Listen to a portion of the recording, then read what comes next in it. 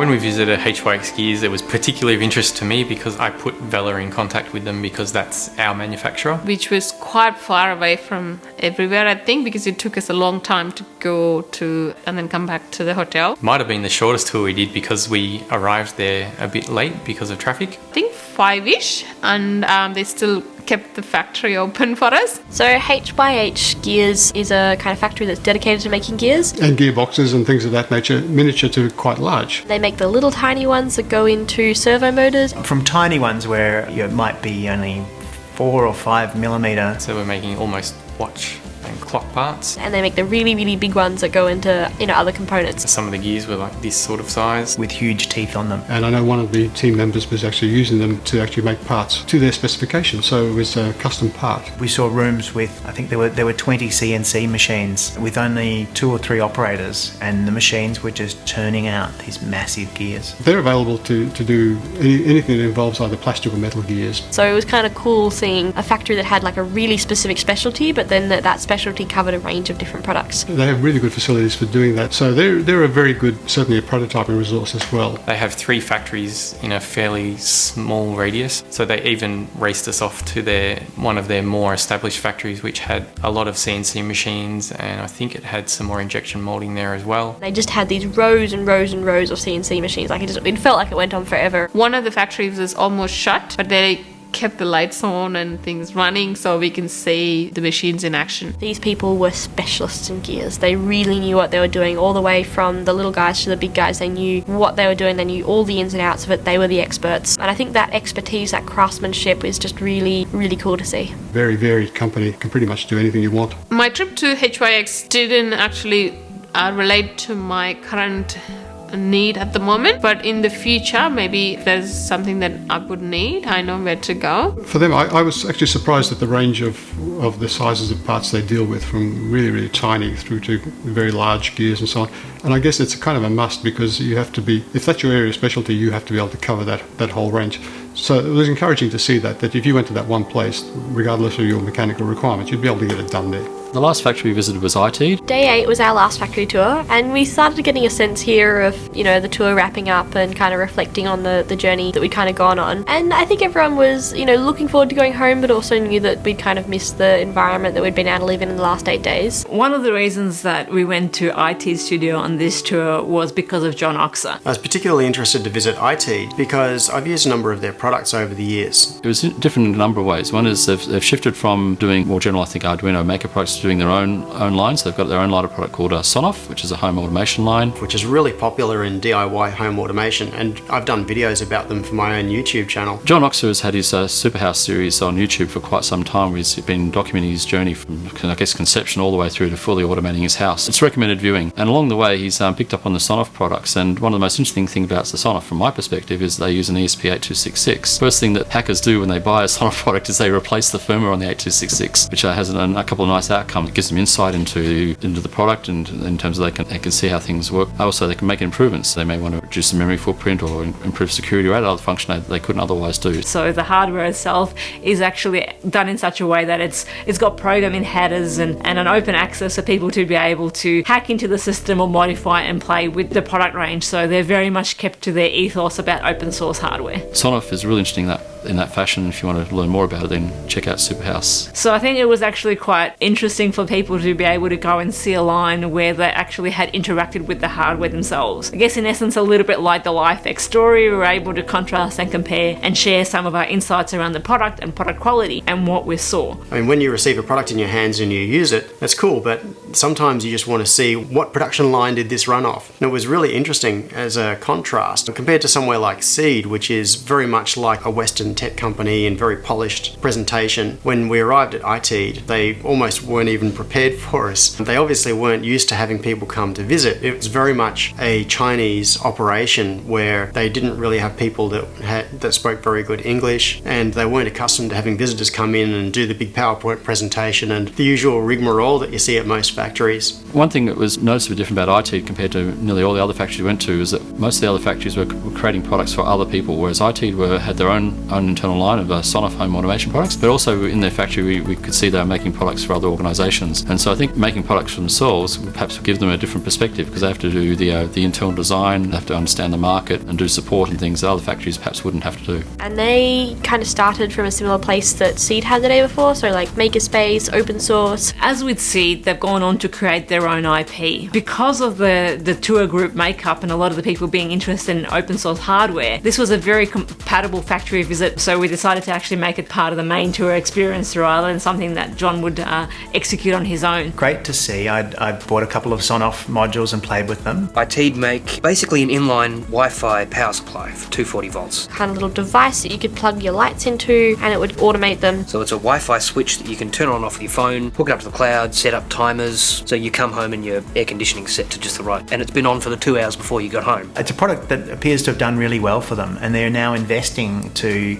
I guess, mature the product, to move it out of the hobbyist space into product that sits, can sit on shelves and be accessible to everyday consumers. So it's been interesting to see how they've actually taken that journey, created their own IP, and are now one of the, I think, leading brands competing with some of the Google brands or others for home automation products. So they've really taken off in terms of being a Chinese company that's been able to innovate, but also develop a product that's fit for the market at the right cost point. I didn't really have an expectation of what the manufacturing facility was going to be like. I mean, there are a wide variety of facilities in China. But their manufacturing was super simple. It's lots of hand processing, not very much automation. So the factory that they're made in it's probably what you'd call middle of the road. It's certainly not at HYTERA level. You don't have to put on a bunny suit and walk through an airlock to get in. And I sort of stopped and I thought about that a little bit more. And why didn't it seem such a high-tech process? And I realised that there wasn't actually many tools on the production line. And then when I thought about it a little bit better, I realised that there wasn't many tools because the tools weren't required. And the reason the tools weren't required was because this was a low-cost product designed for low-cost manufacturing. And in fact, most of the components, the plastic components, just snapped together. It was actually sort of in hindsight that I realised that there was actually quite a valuable learning there, and that there was a lot of consideration given to the design for manufacture. One of the things that really impressed me was, for what you would consider a mid-range electronics assembly production line, the quality that they can produce and the volume that they can turn out of it. It's a reasonably small facility, but turning out hundreds of thousands of units per month. Quality is funny. I mean, everyone has this sort of notion that all Chinese goods are rubbish. That's patently not the case. Quality is definitely a decision you have to make for your product. A lot of times that decision will be made for you if it's defence, aerospace, safety critical, anything, and keeping it up to standard, there are no shortcuts. You have to get quality. That's something you have to manage. Well, I feel like the made in China thing, a lot of the time it can symbolize that it's not the best, but from what I've seen, it means it's good quality. I think that's probably where a lot of people's reservations stem from, is that they think, I can't get that quality out of China. That's not true. You can certainly get the quality. iPhones are made in Foxconn factories in China, so there's no question that an iPhone is a quality product and it's made in China. So the quality exists. And when you can see what the different factories are, you can start understanding your own needs better. And I think that's one of the big things that I took away from the tour, is we can now articulate and communicate what we need. And that good communication kind of, delivers us to the product that's going to be most suitable. All the focus on testing from a vast majority of the factories there means that you can be pretty sure that when you've got something from those kinds of factories that it's up to scratch. The ITEAD business model is to make the cheap, simple product fast and cheap. So obviously you never want to over-engineer things, but because they've targeted what is effectively a fast-moving consumer good, they could sell hundreds of thousands of them, more millions a month if they had to. We were able to see the Sonoff product range being manufactured. So I really wanted to see where these things come from. Whilst they still had an SMT facility and they're making products, you get sort of sense that it's really a factory where they're trying to cut costs as much as possible because they're in a very low margin business. Their big differentiator was that the production line was by hand, not automated. And you walked into the Sonoff manufacturing facility and you felt like the place was more relaxed. People were still wearing the jackets, but maybe they're unbuttoned. Maybe their hair was out a little bit dirty in the corner. There was, I think, I saw someone listening to music. Like, you felt like the working environment was really, really different, but their big selling point was price. So they were kind of so whilst there are other products in the market that did the same thing, they really wanted to be the person who was, still quality enough that it wouldn't break, but low price. From a mid-range production facility, they were turning out quite good volume and very good quality. There was still the same kind of attention to quality, so it wasn't as if you were going to a place where the quality was low. I'm sure we could have, you could find places where, there was no quality control. ITEAD it's a very different proposition to HYTERA, where HYTERA's premium, tier 1, ultra high quality, as good as they know how to make it, and cost is always a function, but quality precedes cost in this case. ITEAD is the other way around. They're saying cost is everything, so we're going to make a really cheap, simple product, and we're going to make lots of them. If you want quality, you have to pay for it.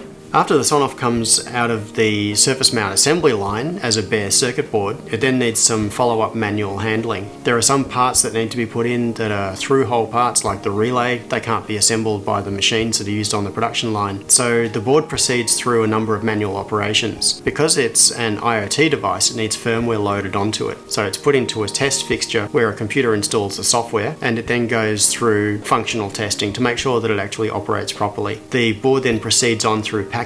It needs to be put inside a plastic shell. The injection molded parts would just turn up in a box. A person reaches into the box, pulls the part out, clips the board in, and gives that to the next person. They were looking at processes that were trying to try and save money. So one of the examples was, their product is effectively a little PCB board inside 2 plastic containers. And the design was all super fast for high volume manufacture. So they don't use screws when you can just heat stake, because screws go wrong, the threads come out. Heat staking is really quick and easy. And so they put the PCB board in, and instead of having someone screw it together, they had these little presses, like a little plastic bit. They have a bit that you kind of pull down, and when you pull it down, it compresses a bit of plastic, and then that plastic kind of pancakes out, which then holds the bit in place. They were assembling these things as fast as they knew how. Which is, super low cost. You don't have to pay for a screw, you don't have to pay anyone to screw it in, it's fast. But it means once you put it in, there's no taking it out again. Once it is all fully packaged and it is exactly as the customer will receive it, it goes into a final test fixture, which makes sure that it is fully functional. The way they had designed their product was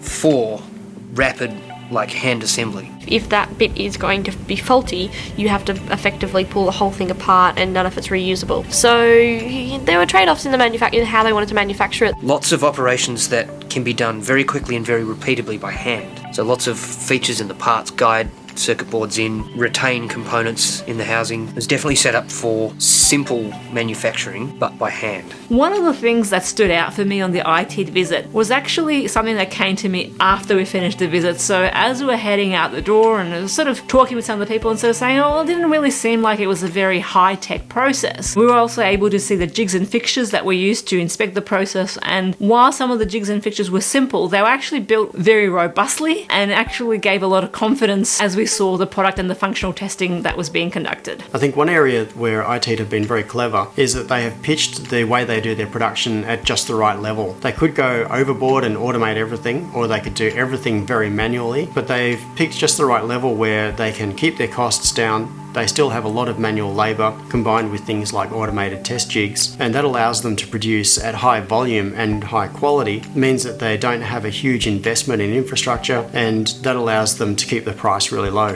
Where you get all of the quality and documentation and traceability of components that you get out of a company like HYTERA costs a lot of money. So you start saying, well, I don't actually need that much quality. We're going to run a really basic test right at the end. We don't need to test it 5 times. I don't actually need premium grade components. Just keep it simple is always a good principle to follow. By the time you've made that decision that it's a simple product, you probably don't want to go to a full box and dice quality control ISO 9001 manufacturer. You just don't need it. You have to make that assessment of what's appropriate for your product. I really enjoyed getting to go and see ITEAD Studio. It's something that I've dreamed about for a while now. So getting to meet the people there was great, and they were really friendly. It was very good to have them show us around.